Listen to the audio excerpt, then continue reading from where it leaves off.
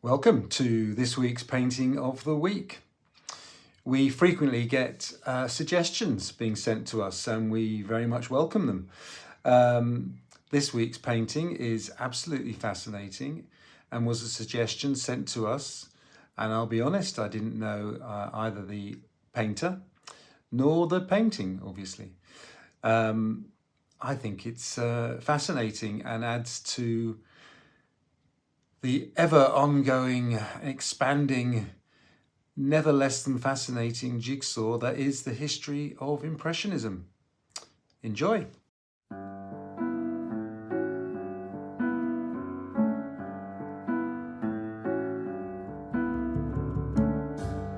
Welcome to the Painting of the Week podcast, where we look at some of the most significant paintings throughout history.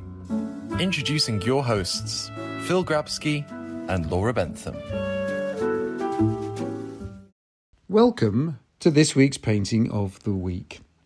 And I'm sure now that we've done almost 100 of these, you'll all know to go to the 7th-art.com website, click on the podcast button and up will pop today's painting, or visit our YouTube channel, which early in 2026 we will be launching with dozens of new programs, old programs, Q&As, interviews, and of course it's going to be one of the places where we will be hosting Painting of the Week. Will there be fireworks, Phil? There will be fireworks. I love it, can't wait. We will have a proper launch party. DJs. Now, we often ask, Laura and I, for suggestions from you, the listener, and we've had some fantastic ones over the last few years that we've been doing this, and usually we do a podcast about the suggestions.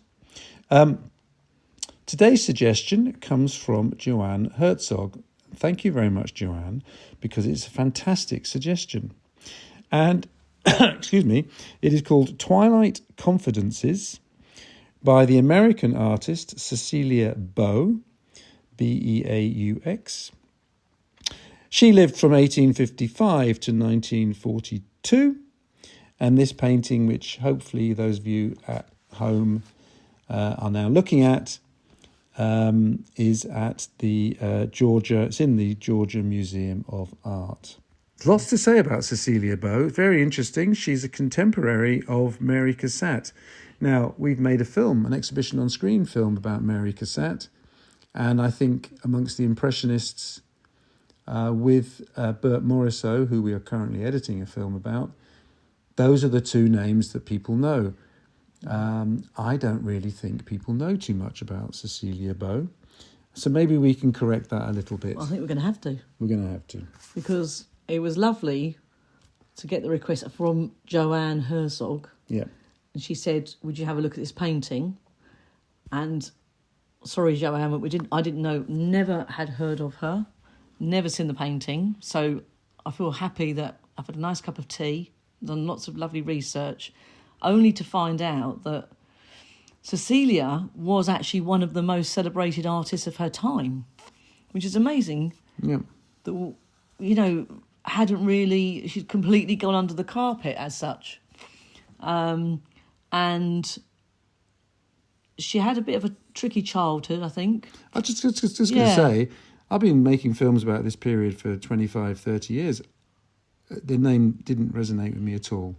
And I've never seen this painting before. No, it's so good, isn't it? Which goes to show that, one, it's great to have suggestions. Two, there are so many...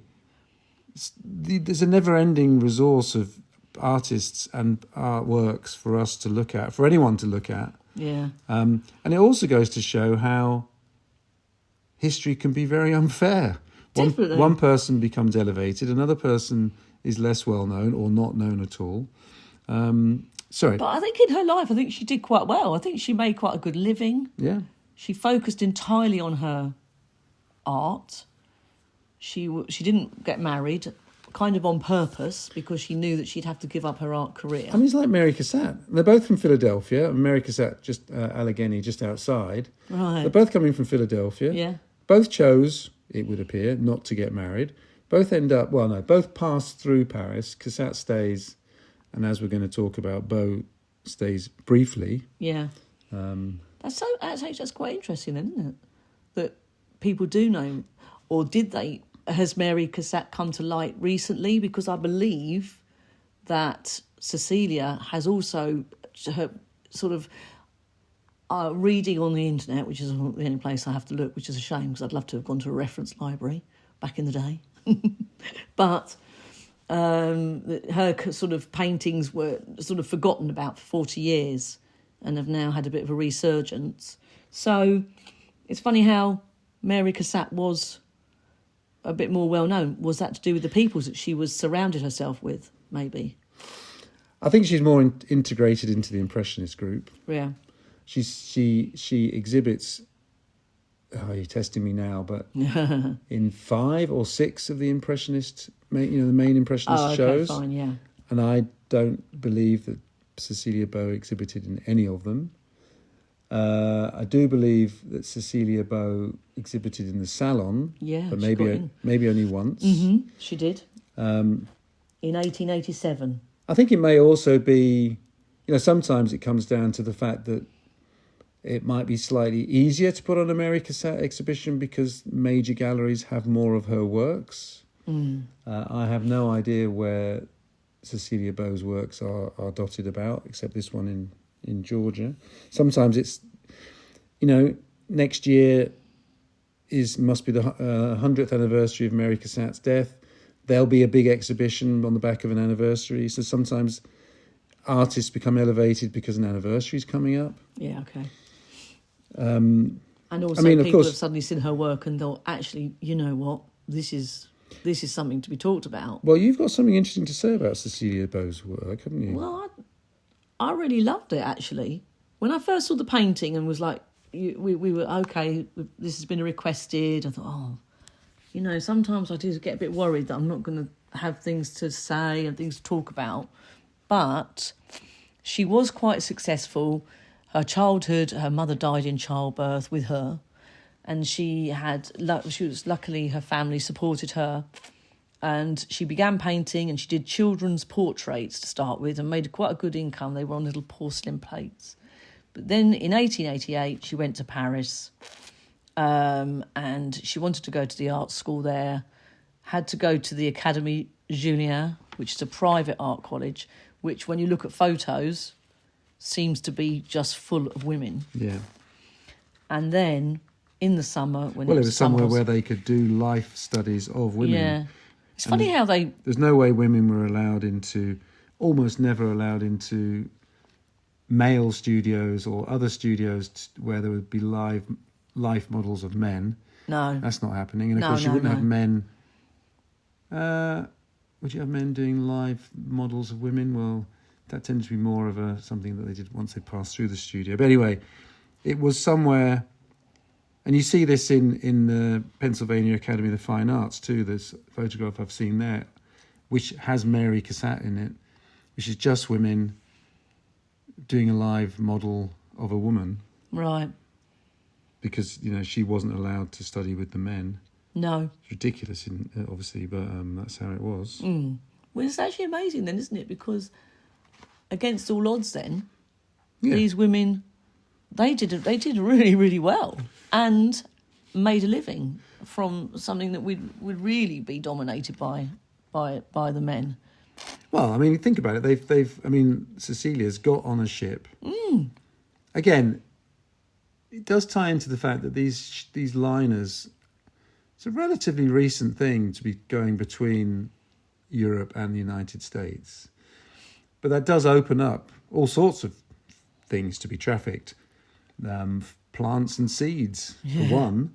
Trees, but also artists. Yeah. And so you have, in the middle of the 19th century, American artists making their way to Europe. And, famously you get a number of American artists going to Giverny and pestering Monet. One of them does, in fact, end up marrying one of Monet's stepchildren. The local hotel, I've mentioned this before, in Giverny, the French owner rather cleverly develops a recipe for baked beans because that's all the Americans ever asked for. But they also take back what they learn. So our film that we did for exhibition on screen called American Impressionism, that is because these artists have been to Europe, seen the techniques of Impressionism, taken it back, and then used it to their own purposes. One of those artists, William Merritt Chase, fantastic artist, late 19th century, he called Cecilia Beaux the greatest woman artist of all time. Brilliant. Which probably Didn't even know that. irritated Mary Cassatt no end. So she was certainly known in her time. Anyway, I divulged. No, what's the word? We've diverted. I divert slightly. I don't know what we've done. But it was quite, I mean, as you say, she's studying in Pennsylvania, as did Mary Cassatt. Mary Cassatt had the advantage that her brother was head of the Pennsylvania Railroad and extremely wealthy, so she was kind of independently wealthy. Yeah. Cecilia Beaux, you mentioned... She was well looked after because I think her father abandoned her and her sister. He was French, wasn't he? Yeah. Yeah. And so but she was looked after by an aunt. And Because- they encouraged her, and I think the aunt was okay with money. Because her mother died Oh, her mother died in childbirth. giving birth to her, Yeah. right? Okay. Which That's a tough thing to live with. Yeah. It's a funny thing, actually, because when you look at this painting, I've kind of gone right into it now. There is it's a very sensitive, there's a beautiful look between these two women. In actual fact, we probably need to say a bit more about the actual setting and the scene of the two women, because I'd never seen any the outfits that they were wearing at all. I will read something into this that may not be there, but this could be the absent mother just looking at her daughter. Oh, yeah. So if the daughter on the left, the younger woman obviously, Yeah. if that's Cecilia, albeit in the guise of a Breton peasant, I guess is the right word, this could be the mother that she never knew, kind of looking on adoringly, praisingly. I wonder if that's I wonder if anyone else has ever said that. Because she ended up at this was the summer holiday from the art school, 1888, going to the Brittany coast in a small art colony, Concarneau. Concarneau is the fishing village. In Is Brittany, it? Yeah. And that's where they were. I mean, it must have been so different from So in the summer, anywhere she'd been. in the summer, Yeah, Paris becomes very uncomfortable to be in. It becomes very hot. yeah, And again, often you need to kind of take these things into context. Why does Edward Hopper and his wife Jo, they're not painting New York 12 months of the year, because in the summer it's just too uncomfortable. It's just too unpleasant. yeah. So they go up to Cape Cod and Gloucester and places like that. And here's a circularity, because funnily enough, where does Cecilia Beaux die? Gloucester. Honestly, And that's where Edward Hopper crazy. and Jo Yeah. meet. Anyway, it was an artist colony. You had these artist colonies in the United States. Paris was the same. It was unpleasant. So, why is Chopin going south of Paris in the summer? Because it's just unpleasant in the heat. This is before refrigeration, it's before air conditioning. So artists would go. Now, probably during the winter seasons, the male artists probably, kept to themselves a little bit. Yeah. Mary Cassatt famously wasn't really allowed, or Bert Morisot, as we're working on at the moment, wasn't really allowed into the bars to have those conversations in the evenings about art, about what you're working on, what your plans. Women were excluded. In the summer, the artists would head out, and they'd head off to Normandy, Brittany, down the Seine, River Seine.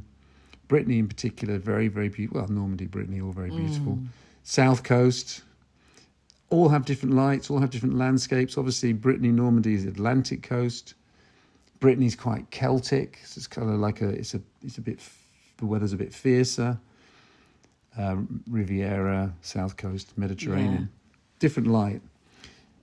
Not very far. You've got railroads have just relatively recently arrived, so it makes it easier to get around.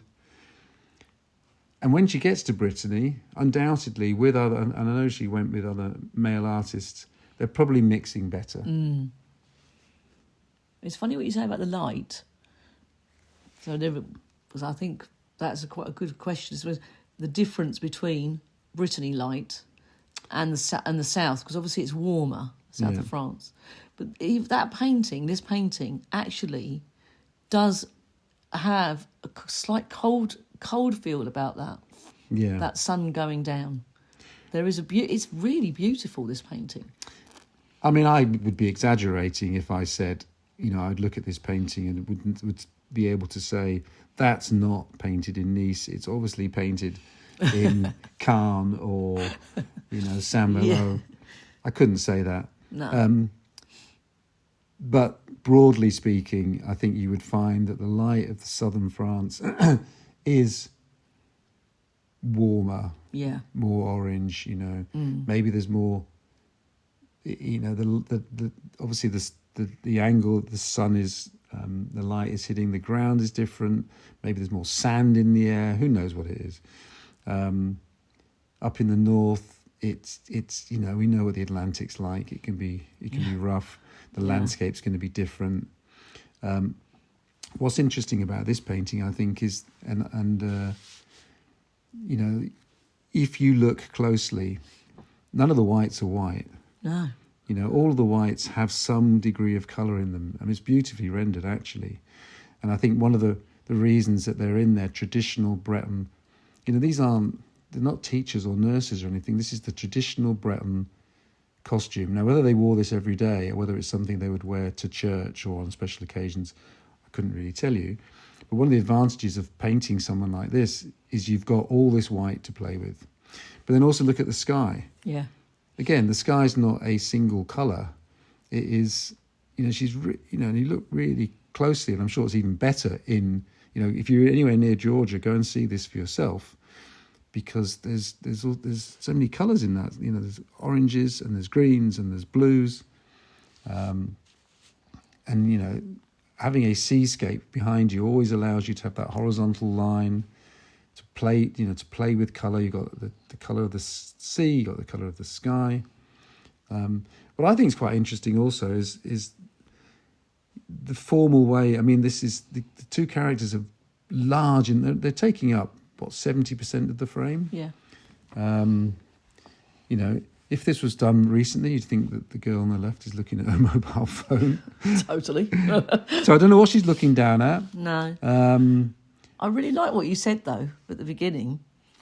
It's how me and you have come to this painting, and when we found out that her mother had died, that's a really hard thing to live with. And she's gone to the Brittany coast. The light must have really struck her. And I think also it was the first time that she had painted outside, and she was sort of experimenting with that. And yet she's picked these two women, and there's this gorgeous glance between them. And the other one's, the woman at the forefront is looking down at her hands. Yeah. No idea what she's looking at. Well, there's something there, isn't there? Something red that she's holding. And, who knows? It could be anything. Could be anything. Could be something that she's to gossip about. Or knitted. Could be a crab. I mean, I really don't know. But there's something about that look. Yeah. A degree of pride, I think. Yeah. Oh, yeah. That's actually nice. But of course, en plein air, so essential this time. Now, the film we're about to release March 2026 about Turner and Constable, they're painting en plein air too. Yeah. Yes, the Impressionists were lucky that they had paint in tubes. Think toothpaste, basically metal tubes containing paint. You just squeezed out a blob and off you went. But artists were smart. Turner got around that. He would go out too with paint. In his case, it was in small pig's bladders with a little top, a little pin. But I mean, he could still squeeze out. But anyway, it became much easier. Yeah. And it became something that you would go out. So sometimes someone like Monet might put up three easels and be painting, trying to capture light there's certain times you have to let the paint dry a little bit. So he'd be doing 3 paintings at once. Sometimes in these paintings, you're out in all weathers. Yeah. Sometimes you can see grains of sand on Van Gogh's works or Monet's works. If it gets really sunny, maybe the paint doesn't dry. If it starts to rain, maybe it gets smudged. I mean, all these things are happening. Very exciting. Now, is she painting? Has she got an easel? Are these 2 people standing in front of her while she's painting? I don't know. I mean, that's quite a pose to hold. They're I'd standing. imagine she must have done some sketches. Well, we know that she did. Ah. Because we know that in University of Georgia, who did a mini exhibition, I don't know, 5-6 years ago, about this painting, did show some of the sketches. So probably she sketched. Well, we know she sketched, and I would imagine she finished this off back in the studio somewhere, indoors. Considering it's one of her first attempts, or one of the first times she's been doing this work, I mean, it is actually gorgeous. It's a beautiful piece. I love, actually, the lady that's looking at the younger girl. I'm judging on the ages, but she looks slightly older. She's got really rosy cheeks. Yeah. Like they've gone for a really, maybe a big walk. Or it looks kind of rugged. Yeah. Actually. Or maybe you said they were, I mean, it didn't really say. It says the Breton peasants, which I don't really know. Could be nurses or something. But they might have had quite a tricky day. No, I don't think that. I think that's a traditional costume. That's not. Yeah, that's not a nurse. No. Okay. The people of Brittany were they had specific, well, as they did throughout France, but they had specific costumes. And every day and their own language, of course, too. Right. I mean, it was. France was. None of these countries were as homogenous as we even try to think of them today.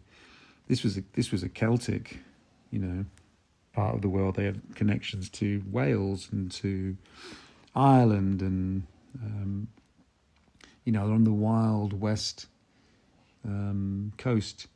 An artist like Monet would go to places in Brittany, or there's an island, beautiful island called Belle-Île, because they just offered so many opportunities for painting skies and seascapes and storms, and I wonder if many of her paintings later on, because when she returned back to America. So tell me the story then. So what happens? 1888. She doesn't stay long, does she? She goes back.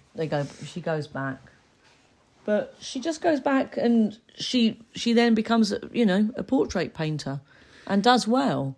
But I wonder, this painting why is this one of her most famous ones? Is it because we don't know that though, do we?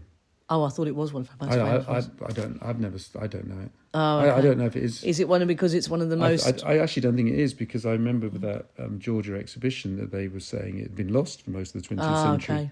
Okay. That's interesting. But you made the point, yeah, about how similar her other works are to John Singer Sargent. Well, maybe this is just one of those historical instances where the man is getting the plaudits because he's male and can mix in certain ways in certain societies, and the woman, who might be an equally good artist, is being overlooked. That I think they were born within a year of each other. Or her and Sargent. Yeah.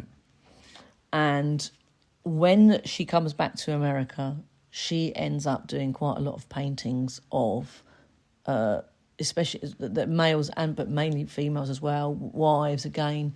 And with Sargent, they all had those dresses on, and it became about the fashion, which you did the whole film on. John Singer Sargent, like Worth dresses in Paris.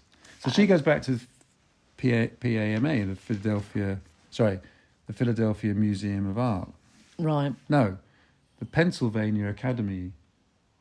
She goes back to as a teacher, doesn't she? Is that right? Oh, okay. No, maybe you know more than I do then. Wasn't she the first female teacher at what I think is America's oldest art school? That we filmed in for those American Impressionist film, and also, yeah.